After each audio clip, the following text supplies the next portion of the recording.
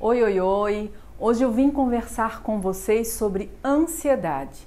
Segundo a Organização Mundial de Saúde, no mundo são mais de 300 milhões de pessoas com transtorno de ansiedade generalizado, que a gente vai chamar aqui de TAG. A gente sabe que junto com a modernidade vieram algumas transformações.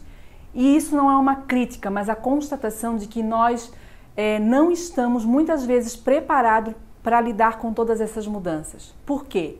Porque a sociedade impõe um ritmo acelerado e muitas pessoas vivem o ritmo imposto, sem se dar conta dos próprios limites. Veladamente, a sociedade me diz que eu não posso fracassar, porque se eu fracassar, alguém vem e toma o meu lugar. Com isso, a gente desenvolveu uma autocobrança, uma exigência desmedida que afeta a nossa psique. A gente precisa entender que nem sempre a gente acerta e nem sempre a gente tem sucesso. E quando você tem dificuldades para lidar com o insucesso, com o fracasso, com a falta, você pode adoecer. Quando ficamos ansiosos, a nossa fisiologia muda porque o nosso corpo se sente ameaçado, em perigo. Hormônios como cortisol e adrenalina são ativados. Agora, imagina isso acontecendo frequentemente, o sistema entra em exaustão. E daí o que era apenas ansiedade, aquela normal antes de uma entrevista, de emprego, de uma apresentação, pode se transformar em TAG, transtorno de ansiedade generalizado. Laços sociais enfraquecidos, excesso de trabalho, sem pausa para um descanso terapêutico, alimentação ruim, falta de atividade física, de colocar o corpo em movimento e a supervalorização da imagem, do status, tudo isso influencia na nossa saúde mental. Mas o que é transtorno de ansiedade generalizado? Qual a diferença entre ansiedade e a TAG? A diferença é a cronicidade dos sintomas, a persistência deles. Essa persistência leva à evolução do quadro, podendo ter comorbidades que são doenças associadas, como por exemplo a depressão ou o transtorno de pânico. A pessoa com ansiedade, ela tem medo de eventos futuros, por não conhecer as suas consequências. Aí vem os questionamentos. E se? Será que?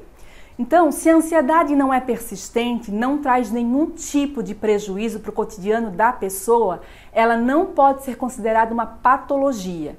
Para ser considerado TAG, a ansiedade precisa ser excessiva, ocorrer na maioria dos dias, por pelo menos 6 meses, em situações diversas.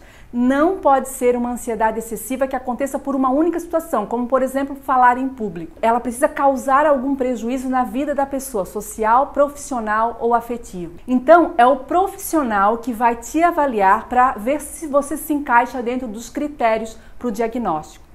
Quais as dificuldades que alguém com TAG sente? Dificuldade em controlar a ansiedade, dificuldade para evitar pensamentos disfuncionais, preocupação difícil de controlar, medo de dizer alguma coisa errada, ou fazer uma viagem, pensa logo em acontecimentos catastróficos, se sente inquieto ou tem a sensação de estar no limite, se cansa facilmente, mas algumas pessoas elas não conseguem ficar paradas, então tem uma aceleração permotora.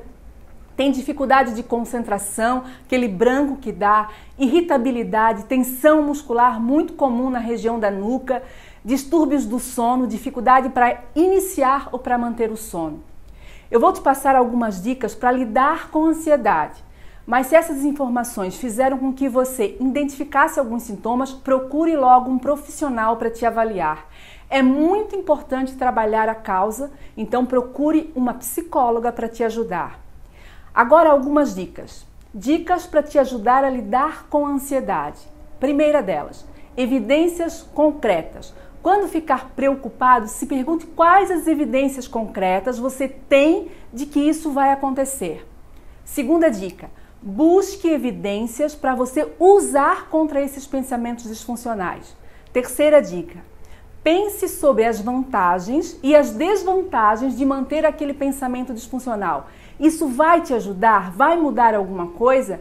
E quarta e última dica, se pergunte qual o outro pensamento poderia ser mais realista, mais funcional.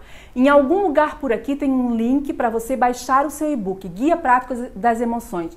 Lá eu falo também sobre ansiedade. Boa leitura!